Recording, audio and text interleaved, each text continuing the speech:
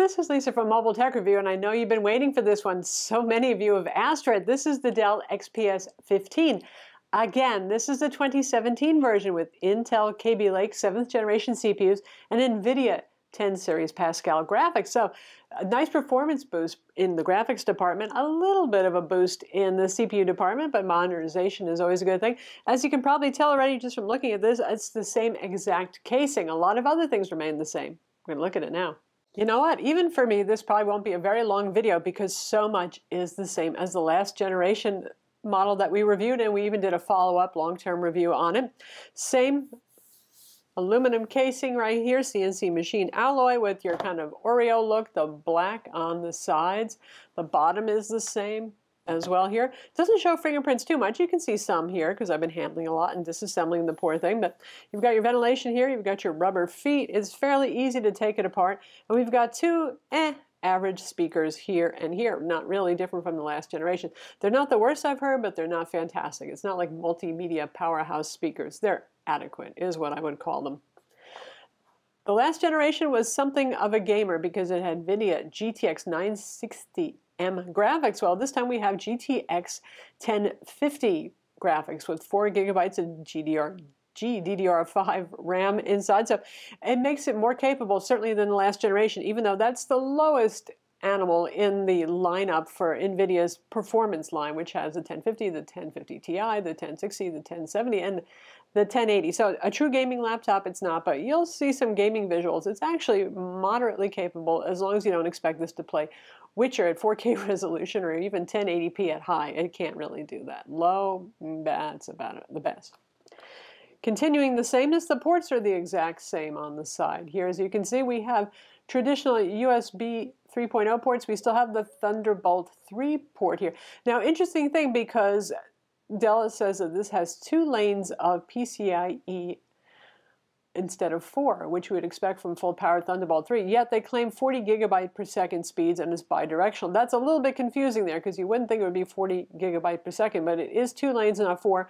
Not enough room on the motherboard for 4 lanes, they claim. So there's not enough in the way of Thunderbolt peripherals right now to really say, you know, how the performance is on, unfortunately, at this point. So I'm just going to have to wait and see.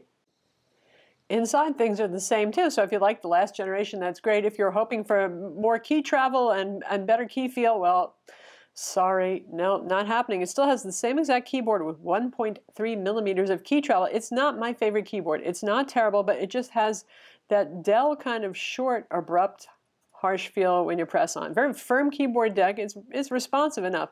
Again, it's just a little bit punishing on the fingers when you type on it. And I'd like a little bit more travel. I know they're trying to make this as thin as possible, but for a 15.6-inch kind of workstation powerhouse machine, I'd put up with a slight bit more thickness just for that keyboard travel.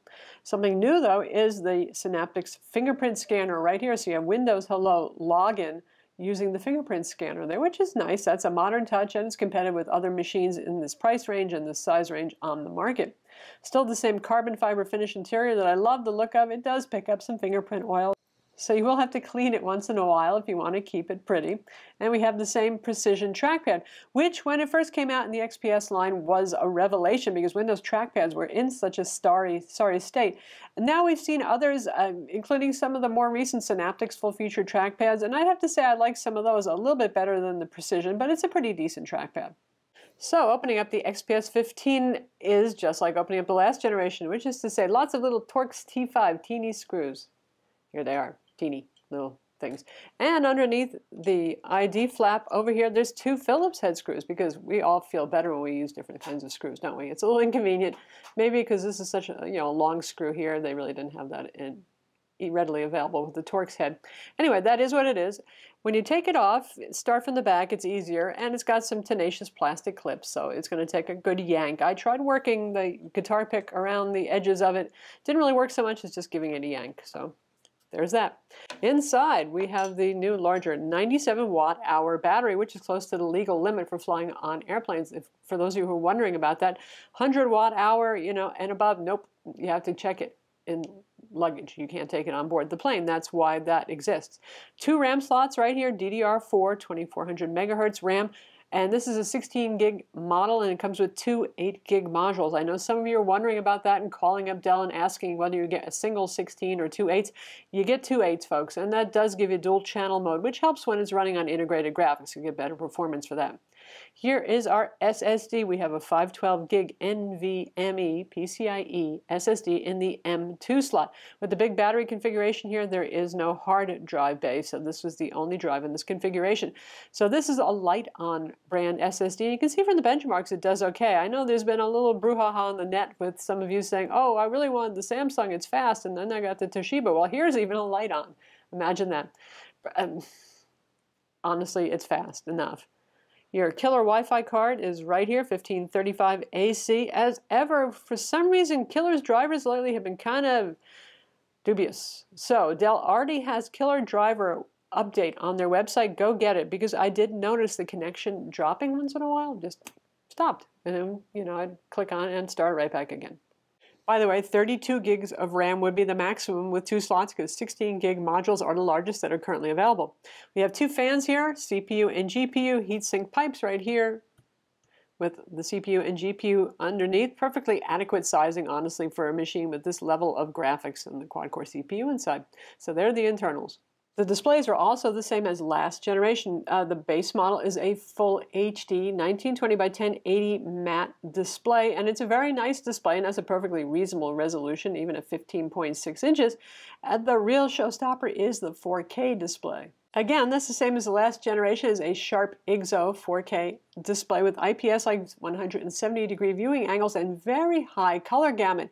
Now, last year, the 4K XPS 15 drove me a little crazy because Dell's color tuning was not the best. It was pretty hard to have it not look a bit garish. So if you want to do serious professional photo editing, like I like to do video editing, it was a bit hard to work with, even with Dell Premiere Color, having a variety of color settings and using the colorimeter and all that sort of thing. Well, this year's model, they've done a much better job with color tuning, and it just looks flat out beautiful. And indeed, it's high color gamut. More than sRGB. You've got 99% of Adobe RGB, which is pretty darn impressive. Dell claims 100%. Hey, we'll give them that 1%. And 94% of NTSC. It is a stunning panel. It's a beautiful panel. It's also glossy, and it's covered with Gorilla Glass NBT if you get that 4K panel. So you will have some glare. Dell claims 350 nits of brightness. We measured 305 with IGZO panels because of their interesting color power management. Rather, it can be a little hard to get an exact reading on it, so okay, close enough. At 305 nits, that's quite good, so it's bright enough to combat glare. All in all, it's a stunning display. It costs you several $100s more as an upcharge. And let's talk about pricing. You can get an XPS 15 for just $999, but it's pretty de-featured. There is no dedicated graphics on that model, just Intel HD 630 integrated graphics. You're looking at a Core i3. It is the 45-watt quad-core CPU family, at least, and again, 7th generation Intel Kaby Lake. And it has a hard drive with just a little 32 gig caching SSD to speed things up. It doesn't have a boot SSD. Also has a smaller 57 watt-hour battery inside because they have to make room for that hard drive caddy, 2.5-inch hard drive that there's not room for. Otherwise, if they use the 97 watt-hour battery that is in our configuration, what we have here is a go-to-town nice, although you could even, I suppose, make it more expensive, a little over $2,000 model. It has the 4K display. It has the Core i7-7700 HQ, 45 watt quad-core CPU, 16 gigs of DDR4 RAM. It has two 8 gig modules. And we have a 512 gig PCIe NVMe SSD. Now I know that some of you have been talking about, oh wow, I didn't get a Samsung, I got a Toshiba, the speeds aren't so great. Well, guess what? There's another player right here. We have a light-on SSD in here. And you can see the speeds that we got on. It's pretty decent. Honestly, they're all going to be, in theory, so fast that I don't think anybody's going to notice the difference. But clearly, Dell sells a lot of these and all of the XPS models, and they have to source a lot of different SSDs. I don't think there's going to be any guarantee as to what brand SSD you get inside. Considering that this is a very thin and light metal-clad laptop, the heat isn't too bad. I will show you some thermals here when running the Unigine Heaven graphics benchmark, which is pretty much like playing a modern, demanding 3D game. It gets pretty hot there, 116 degrees Fahrenheit at the hottest point, and 98.6 is human body temperature, so that will certainly feel hot, exceeding human body temperature by that much. If you're doing everyday normal things, if you're using Photoshop, it does not get that hot. The fans are audible, certainly when you're working it hard, but they're small. They just can't possibly make all that much noise to fill a room like a gaming laptop can. So noise is not actually that bad on it, but if you're working really hard, if you're exporting 4K video in Premiere Pro, or if you're playing games, you'll certainly hear the fans. But like I said, nothing screechy, certainly quieter than something like the 14-inch Razer Blade, which is a competitor to this, obviously, around the same $2,000 price point with even faster GTX 1060 graphics. But the price you pay there is the thing is a little vacuum cleaner compared to our XPS 15 here. But then again, the Blade also performs better in games, too. Gaming on this, you're best sticking to low to medium settings. So you're playing the most demanding current games, Fallout 4, The Witcher 3, those sort of games. You can see we have a variety of games that are playing here. And most of them I've set to either low or medium settings, 1080p resolution. It really kicks booty here in Battlefield 4, though, where we can actually raise the settings up to medium and even high and exceed the refresh rate, which is 60 hertz of the display. So that's a great improvement over the 960 from last year, certainly in that game there. Battery life is really going to depend on which size battery you have, because there's a great difference in capacity between a 57 watt hour and a 97 watt hour battery, isn't there? Or 56 watt hour, excuse me. And also whether you have the Full HD or the 4K display. The 4K display is a big consumer of battery power there. So with our high-end model that has the bigger battery, but also the 4K display, Dell makes some claims, like crazy claims, and that's for the Full HD base model with the slower CPU and stuff like that, But realistically speaking, doing light to moderate work, that means, again, Word, Excel, streaming some video on Netflix, that sort of thing, you can get 9 to 10 hours on this if you watch your brightness and keep it at 40% or lower.